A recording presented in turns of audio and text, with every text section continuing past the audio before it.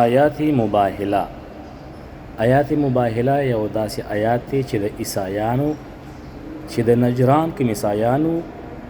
د هغوی سره د پیغمبر صلی الله علیه و آله وسلم مباهله الله تعالی طرفه آیات نازل شو چې پیغمبر به هم خپل ندعو روغواړي ابناءنا و ابناءکم خپل بچی به پیغمبر هم روغواړي او د عیسایان هم خپل بچی روغواړي مباهله میدان ته او بیا و نساءنا و نساءکم او خپل بیبیانی با پیغمبرم رو غواړي مباهله میدان ته او عیسایان مو خپل بیبیانی رو باسي او بیا سوی و انفسنا و انفسکم او پیغمبر به هم خپل نفس سره راشي او يهوديان به هم نفس سره راشي نو پیغمبر خپل نفس کې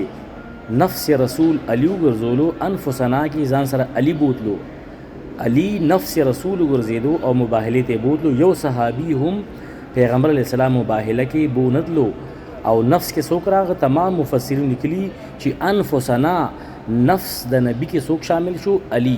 نو علی نفس رسول د مباهله ته نبی اسلام ځان سره بوتلو و ابناءنا و ابناءکم او بچی د پیغمبر په دې کې چې د پیغمبر اسلام ځان سره حسن او حسین بوتله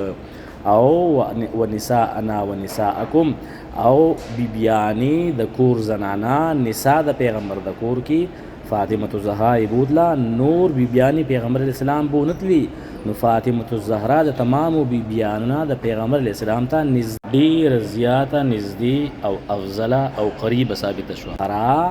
د پیغمبر نساء کې د پیغمبر د کور زنانو کې د ټول نه بهترینا افضل ترین نساء وا نو هغه پیغمبر اسلام سره و نساءنا و نساءکم کې بوتله او بیا مباهله وشوه نو په دې مباهله کې چې خلک وکړه چې پیغمبر خپل راغو او پیغمبر خپل لور راوسته او خپل بچی راوسته او خپل د لور خاوند راوستو نو دا څنګه پناه حق باندې کېدی شي چې دې ک پناه حق باندې وي د خپل بچی بچکول خپل اولاد به بچکول چې دا د مرګ نه بچ شي ځکه مطلب اسنه زه هلاک شم خو د یقین نه چې زه په حق باندې ما او د خپل بچی ذکر راوسته مباهله ته خپل نفس ذکر راوستو خپل اولاد او لور ذکر راوسته چې دا سړی په حق باندې دا په باطل باندې نشي کېدی د عیسایان چې کوم د عیسایانو مشرانو ویل چې دا پیغمبر په حق باندې او د معافي غواړي ورشي ځکه د خپل اولاد راوستي اولاد څوک د مرګ د پاره نه راولي او ټول نجران عیسایان راغ او د پیغمبر علیه السلام نه معافي وغوښته او دا مباهله پیغمبر علیه السلام په حق کې وګټلې شو او پیغمبر علیه السلام حق ثابت شو عیسایانو ومنلو او اهل بیت هم ومنل عیسایان